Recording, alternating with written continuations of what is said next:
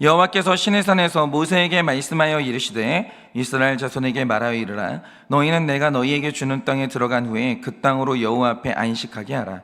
너는 6년 동안 그 밭에 파종하며 6년 동안 그 포도원을 가꾸어 그 소출을 거둘 것이나 일곱째에는 그 땅이 쉬어 안식하게 할지니 여호와께 대한 안식이라. 너는 그 밭에 파종하거나 포도원을 가꾸지 말며 내가 거둔 후에 자라난 것을 거두지 말고 가꾸지 아니한 포도나무가 맺은 열매를 거두지 말라. 이는 땅의 안식년임이니라. 안식년의 소출은 너희가 먹을 것이니 너와 내 남종과 내 여종과 내 품꾼과 너와 함께 거류하는 자들과 내 가축과 내 땅에 있는 들짐승들이 다 그 소출로 먹을 것을 삼을지니라.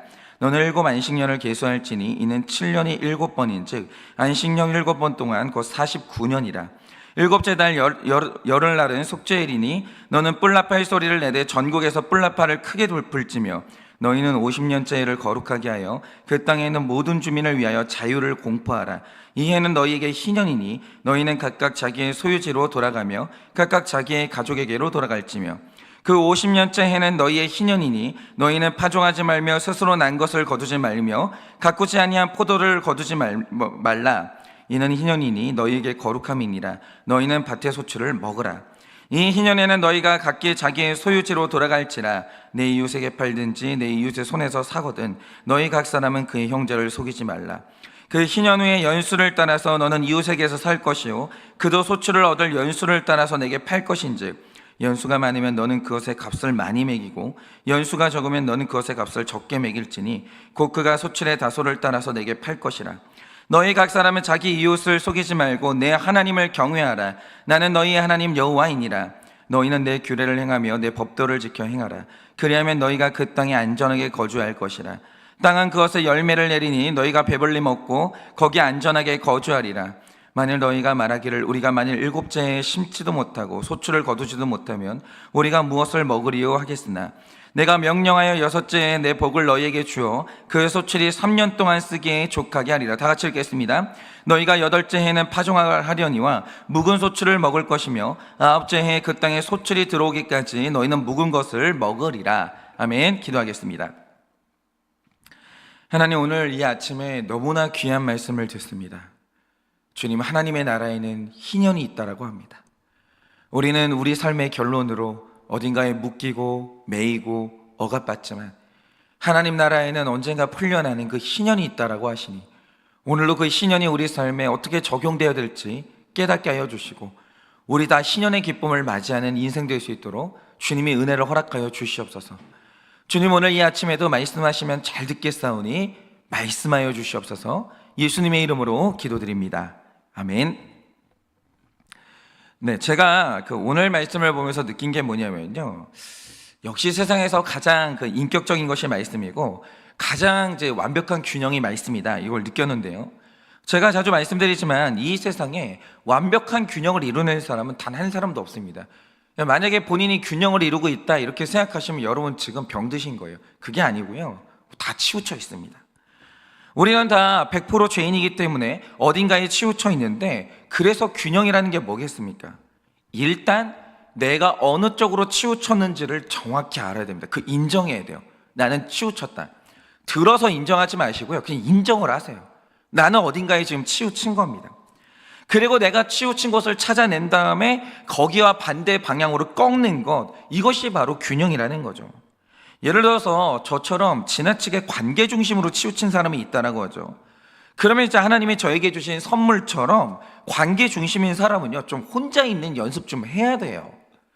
혼자 있으면서 묵상도 하고 외로움 가운데 처하기도 하고 거기서 들려지는 하나님의 음성을 듣기도 하고 좀 외로워야 됩니다.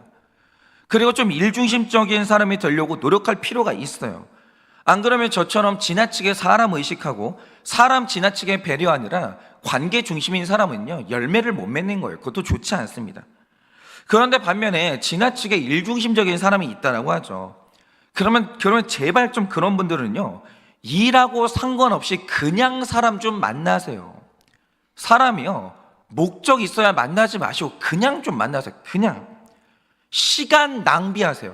시간 낭비, 돈 낭비하시고 그 낭비하는 거 되게 싫어하시거든요. 그 일중심적인 분들, 그러지 마세요. 그냥 사람 때문에 낭비 좀 하세요. 그래서 사람 만났을 때 일 얘기 좀 그만하세요. 그냥 사람과의 관계를 즐기고 사람의 사연, 사람의 감정, 사람 그 자체에 집중하려고 하는 그런 노력을 좀 해야 됩니다. 그러니까 내가 하고 싶은 것과 반대로 하는 적용하는 거, 그게 바로 이제 균형을 이루는 노력이라는 거죠. 어쨌든 균형을 잡을 때는 내가 어디에 치우쳐 있는지 그걸 정확하게 파악하는 게 굉장히 중요합니다. 자, 그러면 보세요. 사람마다 다 개별성이라는 게 존재하거든요. 그렇기 때문에 각자의 기질상, 환경상 다 내가 치우친 데가 다 달라요. 어떤 사람은 감정에 치우쳤고, 어떤 사람은 이성에 치우쳤고, 어떤 사람은 매사에 직감으로 움직이는데, 어떤 사람은 지나치게 정보에만 의지해요. 그런데 또 사람은 별 인생이 없어서요, 보편적으로 치우친 것도 있습니다. 근데 인간이 예외 없이 치우쳐 있는 곳이 어디겠습니까? 인간은 선한 곳에 치우쳐 있는 사람은 없어요. 100% 그런 사람 없어요. 100% 모든 인간은 다 악한 것에 완벽하게 치우쳐 있습니다. 더 구체적으로 말해서 여러분 잘 들으세요.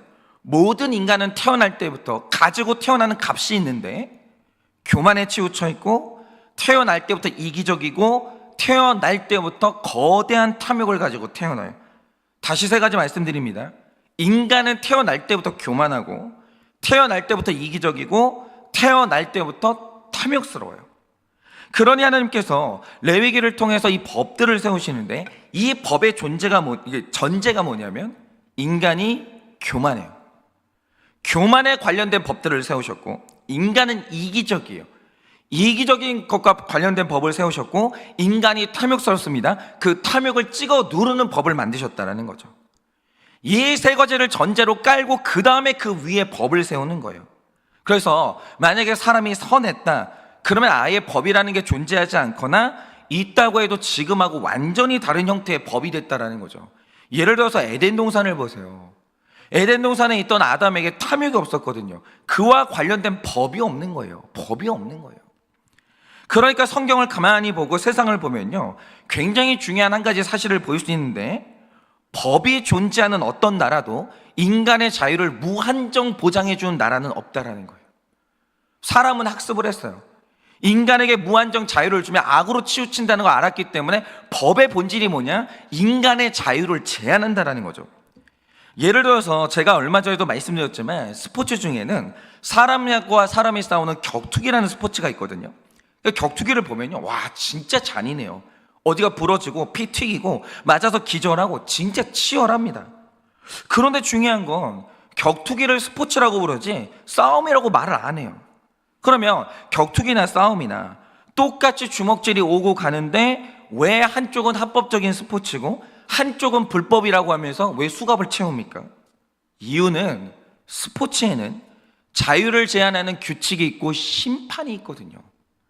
예를 들어서 격투기를 보면 엄격하게 금지하는 게 규칙이 있는데, 권투든 UFC든 간에 뭐가 됐든지 간에 일단 격투기는 사람의 후두부, 뒤통수를 가격하는 게 엄격한 금지사항이에요. 왜입니까? 뒤통수에요, 사람의 경추와 촉수가 몰려있기 때문에 이것이 타격해가지고 상하게 되면 그 사람 식물인간 되는 거예요. 당연히 그러다가 죽을 수 있습니다. 그러니까 현재 모든 격투 스포츠는 사람의 후두부를 때리면 반칙패예요. 굉장히 심각한 반칙입니다. 그런데 보세요. 모든 인간은 교만하고 이기적이고 탐욕스러워요. 모든 인간은 이기적이고 교만하고 탐욕스럽습니다.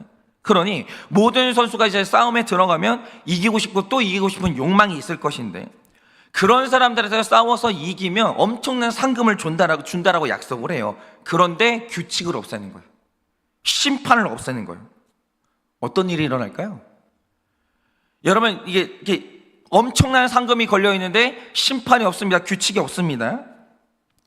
필경 인간은 수단 방법 안 가리고 싸우다가 이기려고 하다가 사람 죽여요.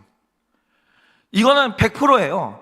정말 운이 좋으면 그냥 뭐 이렇게 막 이게 몸이 상하고 끝나겠지만, 그러다가 심판이 없는 이 싸움의 현장에서는 반드시 죽는 사람 하나 나타나요. 반드시. 그러니까 뭐가 됐든지 간에 어떤 운동의 이름에 스포츠라는 명칭을 붙였다. 그 스포츠의 본질이 뭐냐? 자유를 제한한다, 이 뜻이에요. 인간은 너무나 악하게 치우쳐서 무한정 자유를 주면 죽음으로 이어진다라는 거죠. 근데 이게 지금 우리가 사는 사회도 마찬가지예요. 우리가 표면적으로 아는 바 전 세계에서 자유를 가장 중요하게 생각하는 나라가 미국이고 규제와 개입을 굉장히 신중하게 하잖아요. 그런데 진짜 흥미로운 게 뭐냐면요, 그렇게 자유를 강조하는 나라에 반독점법이라는 무서운 법이 존재해요. 이게 모름이 하겠습니까? 여러분, 1800년대에는 반독점법이라는 게 없었고, 그래서 특별히 철강 사업과 석유 사업에 진짜 피 튀기는 전쟁이 시작이 됐거든요. 그런데 사람들에게 무한한 자유를 주니까 일어난 일이 뭐겠습니까? 서로의 생존을 배려하고 상생하면서 가격이 적정하게 이루어졌냐? 그게 아니라 피도 눈물도 없이 시장에서 경쟁이 일어나기 시작하는 거예요. 그 결국 싸워가지고 하나의 기업이 독점을 했는데 다 죽이고 독점을 했어요. 그러면 100% 체인이 독점자의 지위를 얻었는데 선한 일을 하겠습니까? 아니요. 독점이라는 지위를 이용해가지고 무섭게 폭리를 취하고 협박을 하면서 권력을 악하게 사용하는 거예요. 미국이 그걸 본 거예요. 사람이 독점을 하면요, 절대로 선하게 될 수 없어요. 독점자는 사악해져요. 그러니까 자유를 최고라고 외치는 미국에서도 반독점법 같은 강력한 법을 만들어가지고 한 사람이 모든 것을 차지하지 못하게 만들어버린 거예요. 자유를 통제하는 거죠. 이렇게 하나님이 법이라는 걸 만드실 때 가장 중요한 전제가 뭐냐? 사람이 100% 악하다라는 거예요. 인간은 무한정 자유를 주면 안 돼요. 그게 법의 본질이에요. 그래서 인간에게 무한한 자유를 주면 자멸하는 상황으로 간다라는 거죠. 그리고 오늘 말씀에 기록된 희년이 바로 이런 관점에서 봐야 되는 거예요. 여러분, 이 말씀에 기록된 희년이 진짜 파격적인 법인 게 뭐냐면요, 8절이 기록하는 것처럼 7년이 7번이 반복되는 해, 다시 말해 49년째가 되는 해에는 속죄일로 보내게 됩니다. 그리고 다음 해인 50년째가 되면 모든 주민에게 자유를 선포하게 되는데, 그러면 일어난 일이 뭐겠습니까? 여러분도 아시는 것처럼 하나님께서 인간의 게으름을 아시기 때문에 편하게 먹고 사는 것을 허락하지 않으셨어요. 정당하게 경쟁을 한 다음에 많이 얻은 사람은 더 많이 갖도록 허락하셨고, 적게 얻은 사람은 적게 갖도록 허락을 하셨어요. 여러분, 빈부의 격차라는 것은 하나님이 허락하신 겁니다. 사람의 게으름 때문에 어쩔 수 없이 허락한 필요악의 성격이 있다라는 거죠. 그런데 문제는 이렇게 자유로운 경쟁을 허락할 때 일어나는 일이 뭐냐? 사람의 욕심이 무한하기 때문에 탁월하고 잘난 사람이 많이 가지는 건 좋아요. 문제가 뭐냐? 사람을 그냥 놔두면요, 많이 갖는 것에서 이제 만족하는 게 아니라 다 가지려고 그래요. 그게 문제인 거예요. 사람이요, 주변 사람들 다 죽인 다음에 자기가 다 가지려고 해요. 많이 가지는 걸 누가 뭐라고 해요? 하나님도 그건 합법이에요. 많이 가지시라 이거죠. 아니, 능력 있는데 왜 그러면 안 돼요? 많이 가지세요. 근데 문제는 인간의 탐욕이 거기서 안 끝나는 거예요. 다 가지려고 그래요. 옆에 사람들 죽여서라도 다 가지려고 하는 거예요. 그래서 자유를 주어보니 어떤 일이 일어났냐? 사람이 살다가 불가피하게 빚을 졌는데 갚지 못했다고 하죠. 그러면 이제 돈을 빌려준 사람이 처음에는 그 사람의 집을 가져가요. 근데 못 갚아요. 그 다음에 그 사람의 논과 밭을 가져가요. 많이 가져간 거거든요. 그럼 거기서 끝나야죠. 그런데도 갚지 못한다? 그럼 마지막으로 그 사람의 몸과 자유까지 가져가서 노예로 만들어버려요. 적당히 끝내는 게 아니라 다 가져가면서 끝장을 내버리는 거예요. 그런데 여러분 보세요. 한 사람이 집과 밭과 내 자유까지 뺏겼다? 이제 그 사람은 회생 불가예요. 끝났어요. 인생 끝난 거예요. 일평생 노예 신분을 벗지 못하게 되는데, 나만 그런 게 아니라 내 자녀와 손주 세대까지 대를 이어서 이 저주받은 운명에서 벗어날 수가 없는 거예요. 이런 식으로 만들어 버리는 거예요.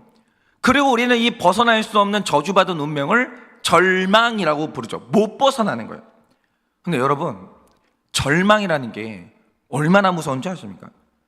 최근에 고고학자들의 발견에 의하면 어떤 나라의 이 주거 형태가 변하는 과정을 보면서 그 사회가 왜 멸망했는지 그걸 볼 수 있게 됐거든요. 그러니까 어떤 나라든 그 나라가 성장하는 초기의 모습을 보면요, 주거 형태의 차이가 거의 없는 평등 사회의 모습을 보여줍니다. 그러니까 이런 거예요. 너와 나의 격차는 있어요. 메울 만한 거예요. 쫓아갈 만한 거예요. 그래서 밑에 있는 사람이 조금만 노력하기만 하면 내가 따라잡을 수 있는 정도의 격차가 있었다라는 거죠. 주거 형태가 그래요. 그런데 시간이 지나갈수록 뚜렷하게 나타나는 멸망의 징조가 뭐냐? 지배 구조를 보는데 부자와 가난한 자의 간격의 크기가 극복할 수 없는 수준으로 크게 벌어져 버려요. 고고학적으로 이게 발견이 되는 거예요.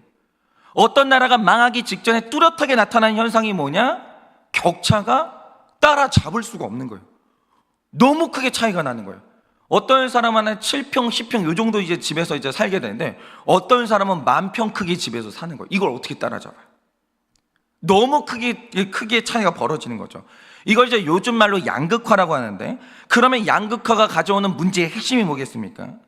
우리나라가 경제가 한창 발전하던 이제 시기를 보면요, 나라 분위기 자체가 굉장히 역동성이 있었다라고 해요. 다들 열심히 일했어요. 정말 열심히 일했어요. 아침 일찍 일어나가지고 기쁜 얼굴로 열심히 일을 했습니다. 근데 그렇게 했던 이유가 뭐겠습니까? 내가 열심히 일하면 잘 살 수 있다라는 거예요. 우리 부자 될 수 있다라는 거예요. 내 자식 열심히 일해가지고 내가 공부시키면 언젠가 우리 집이 일어날 수 있더라는 소망이 있었어요. 그게 나라 전체에 아주 꽉 차 있었다는 거죠. 이 소망이. 잘 살아보자. 그 실제로 그렇게 되는 거예요. 어떤 집이 열심히 해가지고 이 아들이 뭐 시험에 합격했다? 그럼 그 집이 일어나는 걸 보게 되는 거예요. 그 소망이 있었다라는 거죠.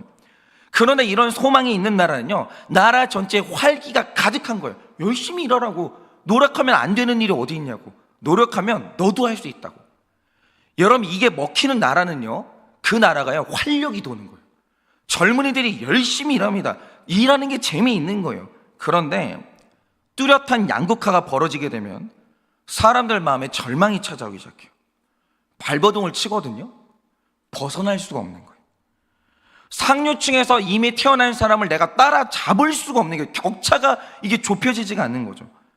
나는 이 가난에서 벗어날 수 없고 저 위에 있는 사람을 따라잡을 수가 없다는 그 절망감, 이게 굉장히 무서워요. 나라가 망하기 직전에 언제나 이 절망감이 한 사회를 뒤덮기 시작하는 거예요. 그런데 사회 전반에 이렇게 절망감이 번지게 될 때 일어난 일이 뭐겠습니까? 지금 우리나라가 이렇게 됐어요. 정말 우리 기성세대가, 저도 이제 기성세대로 들어갔거든요.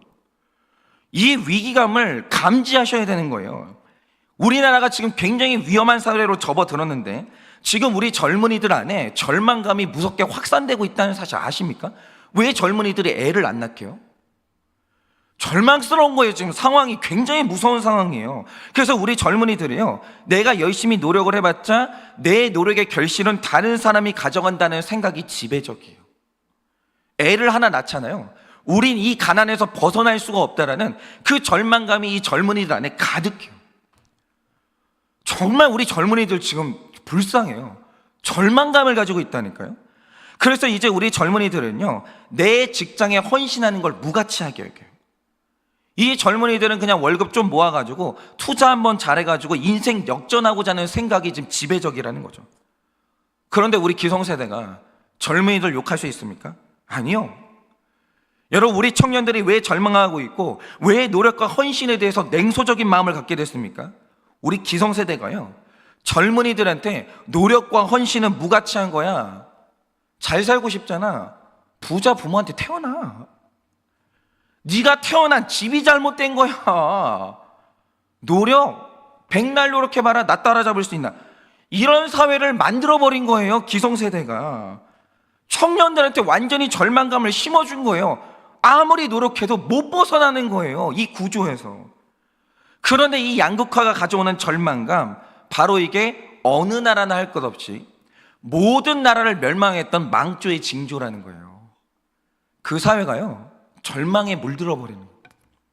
절망감은 무서운 겁니다. 인간이 한번 절망하잖아요. 다시는 못 일어나요. 다시는 못 일어나요. 그리고 무너져 내리는 거예요. 그런데 이게 어디에서 오냐? 인간에게 무한한 자유를 주면 필경 그 사회는 절망이 지배하는 자리로 가버린다는 거예요. 강한 자가 다 가져요. 약한 자는요, 아무것도 못 갖게 되는 거예요. 무한한 자유가 이렇게 무서운 결과를 가져오게 하는 거예요. 그런데 이런 세상에 하나님께서 신년의 법을 만드신 거예요. 그런데 이 법의 내용이 굉장히 파격적입니다. 일단 이스라엘 백성들이 가나안 땅에 들어가면 첫 농사를 하는 그 해부터 카운트가 시작이 돼요. 50년을 계수하게 되는데 50년이 되는 해에 일어나는 일이 뭐겠습니까? 10절이 말하는 것처럼 종되었던 자는 다 자유를 얻게 되고 집과 밭을 빼앗겼던 자는 전부 다 돌려받게 되는 거예요.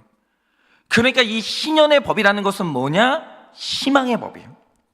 어떤 사람이 노예가 됐다 할지라도 그 노예 신분이 평생 가지 않아요. 하나님이 그걸 원천적으로 막아놨어요. 너의 신분은 그대로 가는 게 아니에요. 어떤 사람이 농과 밭을 빼앗겼다라고 하죠. 평생 뺏기는 게 아니에요. 언젠가 돌려받아요. 한 번 망했다 하더라도 그 사람이 평생 망하는 게 아니라 다시 일어날 기반을 마련해 주는 거예요. 아무리 힘들어도. 망했죠. 그럴 수 있어요. 사람이 망할 수 있죠. 노예가 됐습니까? 그럴 수 있어요. 그러나 아무리 힘들어도 죽지 않고만 살아만 있어주면 처음부터 다시 시작할 수 있는 날이 와요. 하나님 나라는 그걸 법으로 만들어 놓은 거예요. 다시 회복하고 돌려받는 날이 오는 거예요. 나 때는 소망이 없을 수 있어요. 중요한 건 뭐냐? 내 자식 때는 다시 시작할 수 있어요. 부모가 이 희망을 가지고 죽지 않고 살아가는 나라, 그게 바로 이스라엘이었다라는 거죠. 그런데 이 희년이 재미있는 게 뭐냐? 만약 이 희년이 선포되고 다음 해에 노예가 됐을까? 작년이 희년이었고 내가 이 희년 끝난 다음에 다음 해가 노예가 됐어요. 그러면 밭을 뺏긴 사람은 그 밭을 회복하기까지 48년에서 49년을 기다려야 돼요. 그런데 만약 예를 들어서 내년이 희년인데 내가 올해 노예가 된 사람이 있어요. 근데 이 사람은 딱 1년만 기다리면 노예에서 해방될 수가 있는 거예요. 그러니까 이 법도 완벽하게 공평하지는 않아요. 그러니까 이 세상에 그리고 예상되는 맹점이 되게 많은 거예요. 만약에 내년이 희년이다. 그럼 어떤 사람이 빚을 냈다가 노예가 됐다 할지라도 밭을 뺏긴다 할지라도 1년만 있으면 되돌려받잖아요. 그러니까 이런 사람들이 부도덕하게 빚을 지는 거예요. 그리고 이렇게 되면 부자들도 내년이 희년이니까 손해보기가 싫으니까 희년이 얼마 안 남았을 때는 돈을 안 빌려줄 수 있는 거예요. 이렇게 여러분, 이 땅의 법이라는 것은요, 어떤 법을 만들어도 이 땅의 인간이 100% 악하기 때문에 완벽하는 건 불가능해요. 그거는 맞아요. 그러나 소망이라고 하는 것은요, 어떤 대가를 치러서라도 지킬 만한 가치가 있는 거예요. 부작용이 있죠. 여러분, 희년에 왜 부작용이 없겠어요? 부작용 있죠. 있는데 중요한 건 뭐냐? 그래도 소망은 지켜야 돼요. 그래도 희망은 지켜야 돼요. 희년은 그래도 있어야 되는 거예요. 왜냐? 사람은 아무리 먹을 게 많이 쌓여 있고 많은 것을 이뤘어도 소망이 없으면 죽어요. 정말 우리 중에는 자녀가 장애를 가지고 태어난 부모님들이 있어요. 그분들은 무조건 예수 만나야 돼요. 왜 그러냐? 가끔 보면 이제 장애를 가지고 태어난 아이들을 키우는 부모님들이요, 애를 안고 동반 자살하시는 분들이 있어요. 왜게요? 절망하는 거예요. 내가 죽으면 이 아이가 살 수 있을까? 내가 없이 이 아이가 살 수 있을까? 절망스러운 거예요. 인간이 절망하잖아요. 못 살아요. 저는 이제 그런 기사 볼 때보다 진짜 눈물 나는데 못 살아요. 저도 아이 키우는 부모이기 때문에 만약 부모님이 내 자녀 미래에 대해서 절망한다, 못 살아요. 얼마나 불쌍한지 몰라요. 그러나 하나님의 나라에 들어가면 그 자녀가 회복돼요. 여러분, 하나님의 나라 안에서는요, 어떤 장애도 영구하게 그 사람을 붙들어 놓을 수가 없어요. 그 장애가 있는 자녀가 천국에 들어가는 순간 희년이 선포되는데 이 자녀 안에 있던 모든 장애들이 다 벗어지는 거예요. 다. 그러므로 살아야 돼요. 절망하지 말아야 돼요. 하나님 믿는 사람 안에는 절망이 없는 거예요. 하나님 나라에는 휠체어가 없어요. 하나님 나라에는 장애인 학교가 없어요. 하나님 나라는 다 회복돼요. 모든 걸 다시 시작할 수 있는 거예요. 그러니 죽으면 안 돼요. 그러니 절망스러운, 도저히 벗어날 수 없는 문제를 가지고 있는 사람들은 반드시 하나님 만나야 되는 거예요. 반드시. 그러니까 아무리 큰 고난이 와도 그 사람 안에 소망이 있는 사람은 안 죽어요. 죽지 않아요. 부모님 세대가 정말 고생하죠. 근데 고생하는데 내가 이 고생 해놓으면 내 자식 때에는 반드시 자녀들은 빚을 본다. 그 부모님은요, 안 죽어요. 반드시 살아내요. 소망이 그렇게 능력이 있다는 거죠. 여러분, 이 세상에는 사람이 감당하기 힘들 정도로 끔찍한 고통이 있어요. 그런데 지옥에 가면 이 세상에는 없는 새로운 고통이 있냐? 아니요. 지옥이나 우리가 사는 이 세상이나 고통의 종류는 차이가 없어요. 똑같은 이 고통이 존재한다는 거죠. 그런데 이상한 게 뭐냐면 똑같은 고통이 있어도 한쪽은 지옥이라고 부르는데 한쪽은 지옥이라고 부르지 않아요. 그게 왜냐 이거죠. 왜냐하면 이 땅은 고통이 있어도 그게 끝난다는 소망이 있어요. 신년처럼 언젠가 좋은 날이 온다는 소망이 있는 거예요. 그런데 지옥의 특징이 뭐냐? 지옥에 희년이 없어요. 지옥에는 희년이 없어요. 지옥은요, 고통이 힘들어서 지옥이 아니라 고통이 끝나지를 않으니까 지옥인 거예요. 그러니까 우리가 반드시 하나님 믿고 하나님 나라에 딱 붙어 있어야 되는 이유가 뭐냐? 하나님 나라에 희년이 있다라는 거예요. 희년이 있어요. 여러분, 이 땅의 시간이라는 것은 50년이거든요. 그러니까 보세요. 그러니까 이 시대, 구약 시대의 평균 수명이 몇 살이었을 것 같으세요? 구약 시대의 평균 수명이 끽해봤자 60년 됐겠습니까? 아니에요. 45살이면 50년 살았으면 장수한 거예요. 그런데 하나님께서 50년이라는 희년의 기간을 주셨다는 거죠. 이게 뭘 의미하겠습니까? 하나님 나라로 가면 다 끝난다는 거예요. 이 땅에서는 고통이 끝나지 않을 수 있어요. 그러나 하나님 나라로 가면 희년이 선포된다는 거예요. 너의 모든 고통, 모든 장애, 이 땅에서 극복되지 않았던 모든 아픔들이 그 나라에서 다 해방된다는 거예요. 이 땅에서 날마다 눈물 흘렸습니까? 천국 가는 그 순간 하나님이 제일 먼저 그 사람 눈에서 눈물 딱 닦아주시는 거예요. 끝나요. 하나님 나라 그 자체가 희년인 거예요. 하나님 안에 있는 사람은 고통의 끝이 있고 반드시 좋은 날 옵니다. 예를 들어서 희년을 영적인 언어로 바꾸면 그게 바로 용서인데, 이 땅에 태어나는 모든 인간은 죄를 안 지을 수가 없는 절망스러운 운명을 가지고 태어났어요. 근데 죄의 무서움이 뭐냐면 인간이 죄를 짓는 순간 지옥이 그 사람 영혼을 뺏어가요.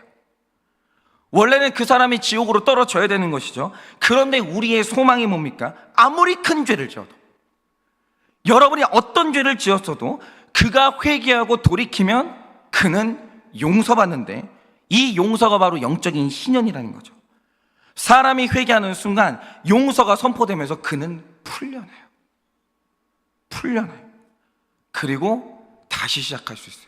어떤 죄를 지었든지 간에, 그가 이전에 어떤 음란을 저질렀던 간에 그는 하나님께 회개하고 분수령적인 회개를 하는 순간 그는 순결한 몸과 마음으로 다시 시작하는 거예요. 다시 시작해요. 그런데 죄를 지어도 영원히 용서를 못 받는 존재가 있는데 그게 바로 사탄이에요. 그러니까 사탄에는 인간이나 똑같이 죄를 짓는데 왜 루시퍼는 사탄이 되고 사람은 하나님의 자녀가 됩니까? 죄를 용서받는다는 소망이 있는 사람은 하나님의 자녀인데 죄가 용서가 안 되는 존재가 귀신이고 사탄이 되는 거예요. 그래서 예수 안에 있다는 것은 수지 맞는 거예요. 예수님 믿는 사람은 반드시 희년이 돌아오기 때문에 그에게는 소망이 있고 절망은 발붙일 곳이 없는 거예요. 하나님 나라에 절망은 없어요. 하나님 믿는 사람은 다시 시작할 수 있어요. 다시 시작하면 되는 거예요. 돌려받아요. 여러분, 우리에게는 용서와 희년이 있기 때문에 피투성이가 돼도 다 무너졌어도 살아있어야 돼요. 다시 시작할 수 있어요. 절망하지 마세요. 절망하지 마시라고요. 다시 시작할 수 있어요. 그러니 오늘도 지금 고난 중에 계신 성도님들이 있을 것이고 죄악 중에 넘어져 계신 성도님들이 있을 거예요. 특별히 혹시라도 오늘 이 설교를 듣는 분들 중에 장애아를 가진 부모님들을 분명히 있을 거예요. 이 땅에서는 못 고치는 그 문제가 있는 분들이 있을 수 있다라고요. 절망하지 마세요. 절망하지 마세요. 절대로 죽는 생각 하시면 안 돼요. 살아 있어야 돼요. 왜냐하면 살아 있으면 예수 안에 있는 자는 희년이 무조건 와요. 무조건 희년이 와요. 그리고 회개하면 용서가 있기 때문에 죄를 지었어도 절망하지 마세요. 회개하고 돌아오세요. 돌이키세요. 아, 내 죄는 용서 못 받아. 내 죄는 하나님이 용서를 할 수가 없어. 나는 깨끗하게 될 수가 없어. 그렇지 않아요. 어떤 죄를 지었는지 여러분 돌아오세요. 시작할 수 있는 거예요. 그렇게 오늘 하루 신년의 소망을 품고 다시 살아내는 여러분 되시기를 예수님의 이름으로 축원을 드립니다. 이 시간에 제가 기도하고 축도함으로 예배를 마치겠습니다. 기도하겠습니다. 주님, 하나님 당신을 찬양합니다. 하나님 안에는 신년이 있습니다. 하나님이 만드신 그 나라에는 신년이 존재합니다. 그 사람이 아무리 절망스럽게 넘어지고 뺏겼을지라도, 그 사람이 그 어떤 죄를 지었을지라도 예수 안에 있는 자에게는 신년이 있습니다. 다시 찾을 수 있고 다시 시작할 수 있고 다시 깨끗하여지는 그 신년이 주님 안에는 존재하는 것입니다. 그러니 주님, 정말 오늘 이 설교를 듣는 분들 중에 너무 무너져서, 너무나 많이 빼앗겨서, 너무나 더러운 죄를 지어서 절망하는 성도님들이 있다라고 한다면 이 말씀이 반드시 들리게 하여 주시옵소서. 그는 다시 시작할 수 있습니다. 다시 일어날 수 있습니다. 회복할 수 있고 도로 찾을 수 있습니다. 그러니 주님, 다시 일어나게 하여 주시고 살 소망을 허락하여 주셔서 언젠가 신년이 성취되는 그날을 볼 수 있도록 주님이 은혜를 허락하여 주시옵소서. 지금은 우리 주 예수 그리스도의 은혜와 하나님 아버지의 그 크신 사랑과 성령님의 위로하시고 교통하여 주시는 그 역사하심이 무너지고 뺏기고 모든 것이 끝난 그 상황 가운데서 예수 안에 있는 신년의 그 능력을 보고 오늘도 살아내기를 힘쓰는 사랑하는 우리 모든 성도들의 머리 위에 지금으로부터 영원 무음토록 함께 있을지어다. 아멘.